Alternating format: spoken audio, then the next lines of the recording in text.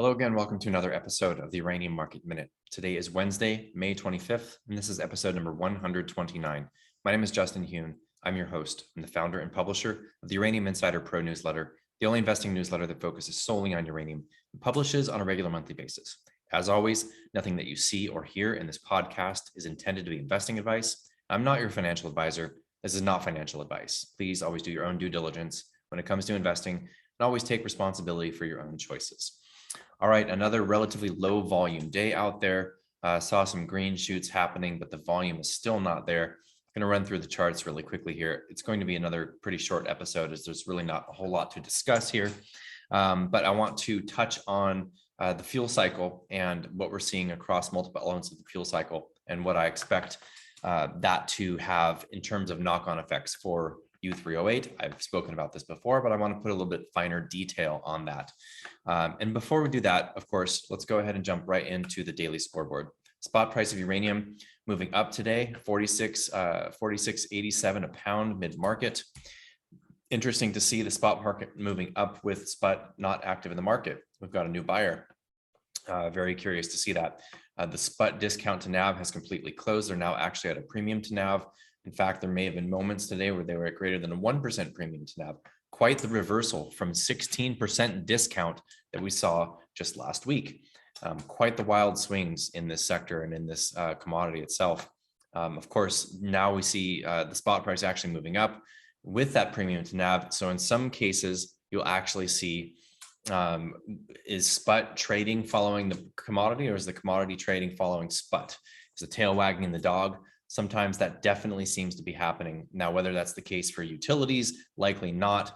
Traders who are in and out of the market, of the spot market, are definitely following spot's premium and or discount to NAV. And now that we're back at that premium, we're likely to see the spot price firm up, possibly move up in line with that premium. But we have yet to see real volume come into spot at that 1% premium. So again, we are still looking for that follow through in terms of volume into spot to really feel excited about this leg here. So obviously they did not raise any new money, did not buy any additional pounds yesterday. They did close at a 0.35% premium. So I believe they were actually up to that 1% today. The ETFs, URA and URNM, neither of them reported any changes to outstanding shares. The flows are not here in either direction here. The market is basically going sideways to slightly up on declining volume. Looks to me like we likely have a move down coming. I could be wrong, of course. So on that note, why don't we take a look at the charts? Starting off with URA, up 0.76% on the day. Happy to see that. But again, we are seeing declining volume on this recovery. To me, that shows all the signs of a bear market rally. Are we seeing a bit of a bull trap here? At least in the short term, that is certainly possible. I would not be surprised to see another leg down here, whether that's the end of this week, whether that's next week. My understanding is that QT is starting next week, quantitative tightening, the Fed reducing its balance sheet. That should have some knock-on effects to the markets. How much? I don't know. How much will that affect the uranium market? I don't know. But just looking at this chart, I'm seeing the buyers are sort of tapering off here. They're still in charge, but they're tapering off here. Not a whole lot of enthusiasm due to just market jitters, generally speaking, with those declining volumes. At least we are still within this cylinder. It's not all bearish, but we got to at least take this 20-day moving average. The 200-day still actually moving up here. That is a good sign, but we are well below it, far from recovering into a bullish uptrend for URA. Cameco noting the same thing here. In fact, noting a bit of a rising wedge on decreasing volume. This looks bearish to me, at least for the short term. Look at this declining volume that has been ever since this trend reversal has started. So this also to me looks like a bear market rally. If the volume were increasing on this rally, I would feel differently about it. If we are above that rising 200-day, that's a really good sign. We're still well below that 50-day, but we see this decreasing volume on this rising wedge pattern. So gun to my head, I think we head lower. Is that tomorrow? I don't know, but I'm not super excited about this rally yet. Of course, as you know, I'm very excited about the long term, the fundamentals, but looking at the charts and just being honest with you, I wouldn't be surprised to see us head down from here. How far? I have no idea. Sprott Physical Uranium Trust, oops. Coming up today, slightly in the positive, 0.13%. Did trade up a little bit above that prior to that move in spot. Like I said, I think we were at that 1% premium, but maybe just for a brief moment in time today. Either way, we could see risk off take this back down. I would be very surprised to see us come back down below that low print around 1375 that we saw last week, early last week. Either way, this is tracking closer to the commodity, which is a good sign, right at that 200-day moving average, which is still rising. Overall, this chart is holding up decent, all things considered. Okay, so what I want to talk about in the fuel cycle today for the mailbag section, I had a question come to me yesterday having to do basically expressing frustration. I keep hearing more and more good things about uranium, yet here we sit, meaning here we are just chopping sideways after quite the downdraft we saw over the last 6 weeks. Yet everything continues to be bullish. Japan restarting reactors, California looking to keep Diablo Canyon online. I mean, that was up there with Germany in terms of doubts about nuclear in the future. That is really a 180. I tweeted about that today, saying basically, you know, this gives permission to essentially any country, regardless of which way their politics lean, or any state in the United States, regardless of which way their politics lean, gives them permission to reconsider nuclear. It's a testament to the crises that we are in currently for energy and the recognition of nuclear as clean energy. So that's huge, right? And of course, you know, like I mentioned yesterday, to more depth, Japan restarting their reactors. China continues to pour new concrete for the next reactors.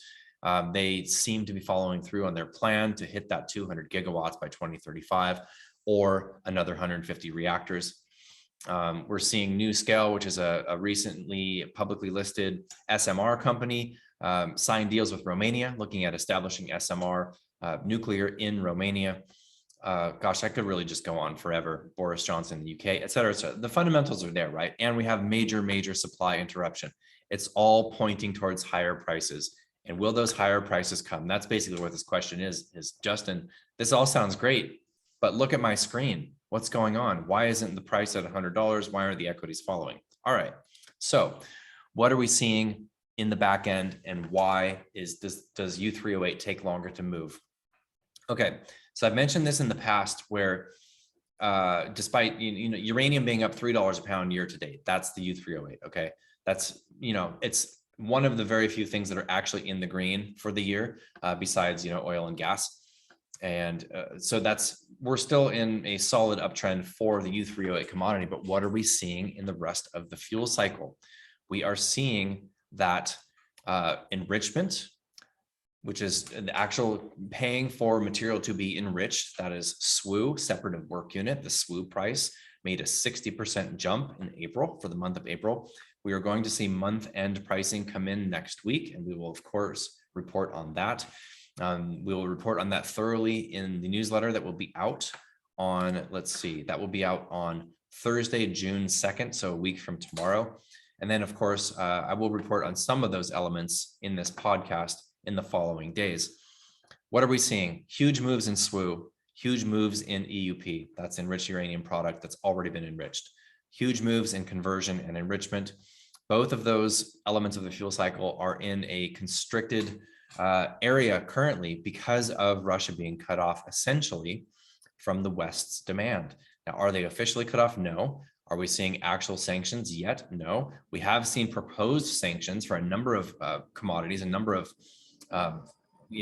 goods, let's say, coming from Russia by the United States government, but they've made exceptions for uranium. Why have they made exceptions? I shouldn't say uranium, I should say for nuclear fuel, fabricated fuel and or enrichment. The utilities that are relying on near-term deliveries from previously signed contracts with Russia still need those deliveries in order to maintain their fleet, to maintain that energy production. Lacking that fuel complicates things greatly in the short term for these utilities. The utilities have a strong lobby. That's why I believe that these sanction proposals have made exceptions for enriched uranium. However, of course, as I mentioned ad nauseum, we're seeing the utilities self-sanction, not sign new contracts with Russia for enrichment, for conversion. And that is creating this knock-on effect for higher prices for enrichment and conversion. But of course, even taking into account the move, let's say, of the Western utilities to Western enrichment and conversion, it is natural for utilities to first seek out enrichment, then seek out conversion, then seek out U3O8. Why? If you can buy enriched uranium that's already been through that process, you've got one step. If there's enriched uranium that's sitting on the spot market for EUP and it's enriched to the level that your reactor needs, you can buy that up, send it to the fabricator. You're one step away from having that fueled to your reactor, okay? That's step one. If you have UF6 in your inventory, and most utilities do, and you can buy enrichment, that is 2 steps away. You have to have the material enriched, then fabricated, then sent to the reactor. Still, that's closer, much closer to contracting for U3O8 deliveries, which is the mined material. So you start at EUP, then you go to enrichment, then you go to UF6. And if you need the UF6, you can buy that, contract for that enrichment, contract for the fab fuel, then you got your goods. Then if you can't buy the UF6 directly, by the way, the UF6 is universal. So it's not converted to any particular level, let's say, as EUP is. UF6 just taking the U3O8, which is the natural uranium, the uranium octoxide, and that's converted to UF6, which is 0.7% of the U-235 isotope, the fissile isotope. That's universal. UF6 is UF6 is UF6. So if you can buy the UF6, have it enriched, have it fabricated, then you're just 3 steps from the end of the fuel cycle. If you can't buy the UF6 straight up, in which we are seeing an RFP, a request for proposal, that has gone out into the market for pretty chunky delivery for the forward months. This is a pretty near-term delivery request for UF6 that has gone no offer. Now, I said this last week, that was reiterated this week, still no offer. They repeated that RFP into the market, still no offer. So what happens if you can't find the UF6 you need? You have to provide the U3O8 and have it converted yourself, okay?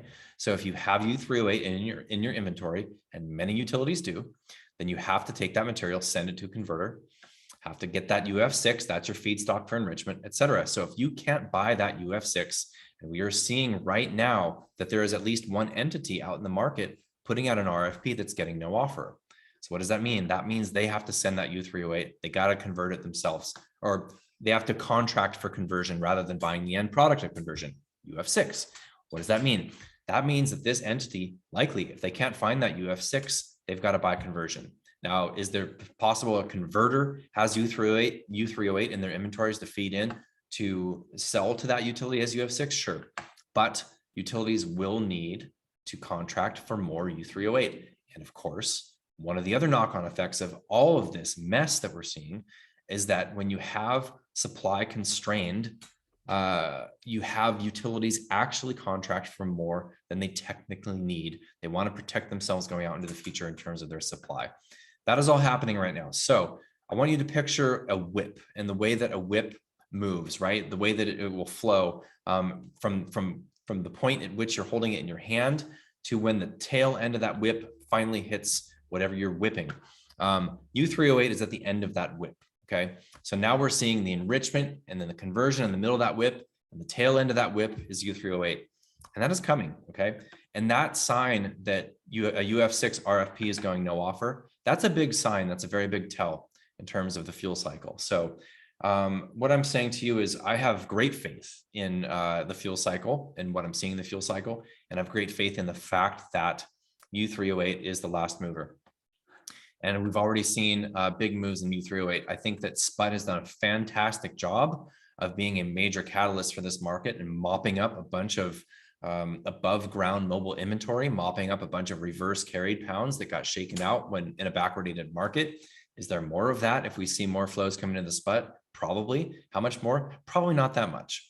Okay, we're seeing a market that is very tight, and it's only a matter of time until that U3O8 market moves. That is what's coming. Is it coming next week? No, probably not. Maybe, but probably not. Is it coming next month? That's possible. Is it coming next year? It's going to be before next year, okay? We can measure this move in terms of weeks or months, not years.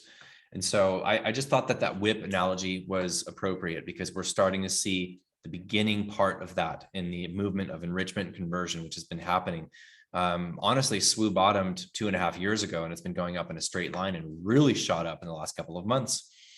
Conversion has been high for a couple of years now since ConverDyn shut down. Now, ConverDyn is coming back online next year, somewhere between 7,000 and 10,000 tons, kilograms, excuse me, 7,000 to 10,000 tons of conversion coming online next year from ConverDyn's Metropolis. Now, we need that. We need that conversion capacity. We want that plant online.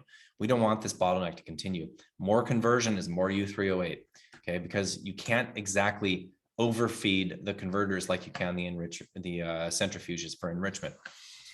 So that's probably a pretty rambling explanation, but the early signs are there. In fact, I think we're far beyond the early signs. We're seeing enrichment conversion move, and that's coming. That tail end of that whip, which is the U3O8 market, that is what is going to snap into place at some point in the near future. That's what's coming. So once we work through what we're going through in the markets right now, the general risk-off environment, the markets seem pretty jittery. Like I showed you in the charts, we're seeing kind of not really a dead cat bounce necessarily, because it wasn't exactly a V-shaped recovery here. We're chugging higher in most of the uranium equities, but the volume is dropping off. The rally just isn't there. The buyers are dissipating a bit. Still, the sellers are nowhere to be found. So I think that we have strong hands still, stronger hands that we had a month ago in the uranium space, but further risk off could take us down a little bit more. But I didn't show you the outperformance chart. We are hanging in there in terms of URNM relative to the S&P. That is a chart I'm going to continue to watch very closely. Okay, hope you all have a great evening, and I will see you again tomorrow. Cheers.